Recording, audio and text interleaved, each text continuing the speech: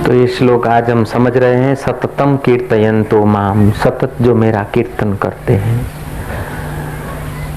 और प्रयत्नशील भी है, अपने वृत्ति को नीचे नहीं आने देते, अपने विचारों को दृढ़ बनाते हैं। ऐसे जो हैं वो जो कुछ देखते हैं, पेड़ को भी देखेंगे तो कभी कभी परमात्मा की लीला याद आएगी। एक अहीर था, अहीर गेटा बकरा चराने वाला, वो पढ़ा लिखा नहीं था, लेकिन वो वृक्षों को देखता था कि प्रभु तेरी क्या लीला है, क्या जरा सा बीज और वट वृक्ष अपरंपार नहीं। पक्षी गीत गाते बोले वाह क्या तेरा जादू है, इनके अंदर कैसा तूने कंठ में रख दिया स्वर। बुलबुल कितना बढ़िया गाती, पत्ते खाती है और इतना बढ़िया गाती है, पत्ते खाकर इतना आवाज बनता है। प्रभु तेरी लीला अपरंपार है, प्रभु तेरी महिमा अपरंपार है। एक पानी की बूंद, राजा महाराजा चक्रवर्ती सम्राट चलती है तो लोग राजाधिराज महाराज अन्नदाता घनी खम्मा फलाने राजा की। पानी की बूंद नाचती है, युद्ध करती है, यह करती है, वो करती है, अंत में फिर मिट्टी छोड़ के चली जाती। क्या तेरी लीला है, क्या तेरी कारीगरी है। प्रभु तेरी महिमा अपरंपार है, तेरी लीला अपरंपार। ऐसा करके वो खुश हुए जा रहा था। बस धन्यवाद से भरकर अपना हृदय भगवताकार बनाए देता था। अनपढ़ गडरिया था लेकिन अच्छी पढ़ाई पढ़ चुका था। उस नगर के राजा को स्वप्न आया कि प्रजा का धन, इतने टैक्स डालो कि प्रजा का धन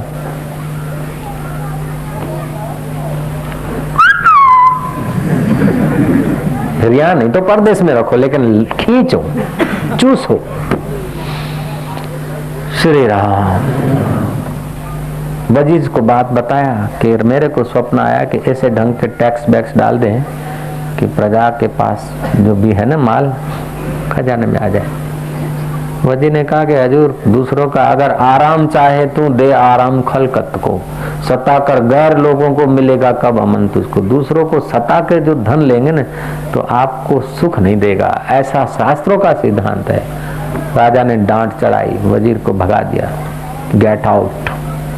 वजीर ने कहा भलू थे भागी जंजाल, आपने पाप में तो न पड़े। वजीर आ गया जंगल में, घूमता घामता कुटिया बांधने का इरादा कर रहा था। गडरिया को देखा, गडरिया से बातचीत किया कि ऐसा ऐसा राजा साहब के विचारों से मेरे विचार जरा कुछ नहीं मिले और मैं दृढ़ व्रता था तो राजा ने मेरा अनादर कर दिया। फिर कोई बात नहीं, भगवान के नाम पर नौकरी छूटी तो कोई हरकत नहीं, भगवान तो नहीं छूटे ना। गडरिया ने कहा तेरे राजा को जाके बोल कि गडरिया के चरणों में आ जा। बोले क्या बोलता है, मेरे को तो निकाल दिया, तेरी खबर ले। बोले मेरी खबर नहीं लेगा तो बुला उसको। गया, बोले एक संत महात्मा है गडरिया के वेश में और वो आपको याद कर रहे हैं। बुलाया, बोले भैया तुम्हें ये स्वप्न आया है कि प्रजा का धन खींचकर राज्य में भर दें खजाने में। मानधाता जैसे चले गए, बड़े बड़े राजा चले गए, अवतार लोग भी चले गए, तो अपन लोग आप तो रहेंगे लेकिन हम भी चला जाऊंगा। मुझे लगता है कि आप भी चले जाएंगे। राजा साहब गुस्ताखी माफ हो, तो धन तो साथ में नहीं आएगा, लेकिन धन खींचने का जो पाप किया वो साथ में आएगा, तो नरक में जाना पड़ेगा। और आपको जो स्वप्न आया है ना, ये ईश्वर का स्वप्न नहीं है, किसी शैतान ने स्वप्न दिया है। तुम ध्यान भजन के करके नहीं सोए होगे ताकि अच्छा स्वप्न आए। नाराज मत हो ना, गुस्ताखी माफ हो। वो राजा का बन के उसको सीख दे दी जरा प्रेम से और अपना दृढ़ संकल्प था कि इसका हित हो। राजा का मन बदल गया। बोले ये ज्ञान सब तुम कहाँ से लाए? बोले मैं अनपढ़ हूँ, गडरिया हूँ, गवार, लेकिन मैं जो देखता हूँ ना तो उसकी याद करता हूँ कि तेरी लीला अपरंपार है, तेरी माया अपरंपार है। एक छोटा सा वट वृक्ष का बीज और इतना वट वृक्ष खड़ा कर देता है, एक पानी की बूंद और एक राजे महाराजे बना देता है। अरे प्रभु क्या है, एक पत्ते खाने वाले घेटे और उसमें से दूसरे घेटे बन जाते, गौ बन जाती है, फिर दूध देती। क्या घास फूस और क्या दूध बनाने की मशीन, हाड़ मास में घास में से दूध बनाने की मशीन कैसे तू फिट करता है? तेरी लीला अपरंपार, तेरी महिमा अपरंपार, तो ही तो बस ये याद रहता और कुछ नहीं। राजा का जीवन बदल गया। वही अनपढ़ आदमी भगवान का फोटो रख के कुछ गीता पढ़ने की लीला कर रहा है। चैतन्य महाप्रभु पसार हुए, देखा कि आदमी भाव विभोर हो रहा है, अश्रु बह रहे हैं, रोमांच हो रहा है। लेकिन गीता के श्लोक कोई एक भी सही ढंग से नहीं पढ़ता। श्री कृष्ण जैसे बच्चे पढ़ते हैं, पढ़ने की खेल करते हैं अनपढ़ बच्चे वैसे, लेकिन उसके चेहरों पे कोई मस्ती है, कोई रौनक है। चैतन्य महाप्रभु छुप के खड़े हो गए। उसने जब वो पढ़ के गीता रखी, भगवान को नमस्कार किया, तो चैतन्य ने कहा कि भाई पंडित जी, आप गीता पढ़ रहे थे? बोले गीता तो मैं जानते नहीं, अनपढ़ आदमी। लेकिन आप अनपढ़ हैं तो फिर क्या कर रहे थे? बोले मैं देख रहा था कि अर्जुन जीवन की यात्रा से थक कर विषाद में आ गया था, हताश निराश हो गया था, और भगवान का संकल्प था कि इसकी हताशा निराशा दूर हो और इसका कल्याण हो। तो भगवान कल्याण की भावना करके इसको कुछ बोले थे, क्या बोले थे मैं नहीं जानता हूं, लेकिन इसका कल्याण करने के लिए भगवान बोले थे। वो भगवान का चित्र देखता हूं, जब अर्जुन का कल्याण करने के लिए भगवान बोले थे, तो मेरे हृदय में भी जो कुछ बोलते तो मेरे कल्याण के लिए तो बोलते नहीं। ऐसा करके मैं धन्यवाद से भर रहा हूं। चैतन्य महाप्रभु ने उसके पैर छुए हैं कि काका तुमने गीता ठीक पढ़ी है, हम लोग तो केवल ही कोई अर्ची सीखे हैं, हम तो ग्रामर सीखे, गीता तुम ही सीखे हो। तो ये जरूरी नहीं है कि कोई विद्वान हो, कोई बड़े बड़े श्लोक बोलता हो, बड़ी बड़ी प्रार्थनाएं जानता हो, वो पहुंचा हुआ है, और कोई अनपढ़ है तो अनपहुंचा है, ऐसी बात नहीं है।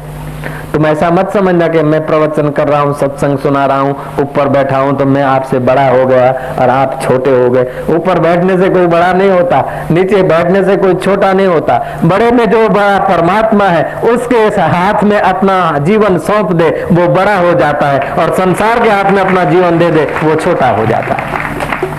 कबीरा जोगी जगत गुरु, तजे जगत की आश, जो जग की आशा करे तो जग गुरु और वह दास।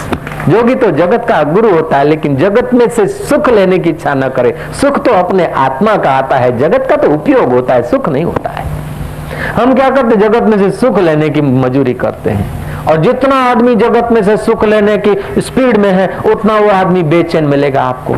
आज के युवक बड़े बेचैन मिलते हैं, क्यों? कि बेचारे उधर से सुख लेना चाहते हैं, उतने अशांत होंगे।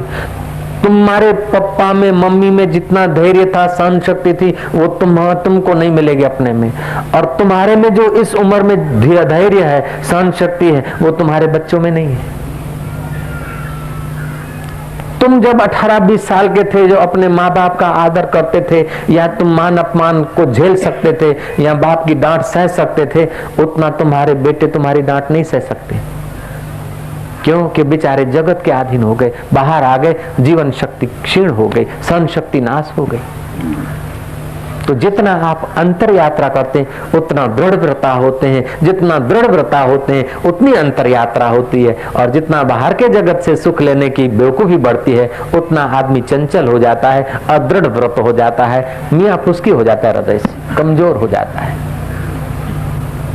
खैर, अब क्या करें? जो बीत गई सो बीत गई। जो बीत गया समय, उसको याद करके अपने को कमजोर मत बनाओ, लेकिन अब दृढ़ संकल्प करो कि इतना जप करूंगा, ऐसे करूंगा, मैं एक मुसाफिर पुस्तक पढ़ूंगा, हिम्मत देने वाले शास्त्रों को पढ़ूंगा, और जो हमारी हिम्मत तोड़े ऐसे व्यक्तियों की बातों को सुनी अनसुनी कर दूंगा।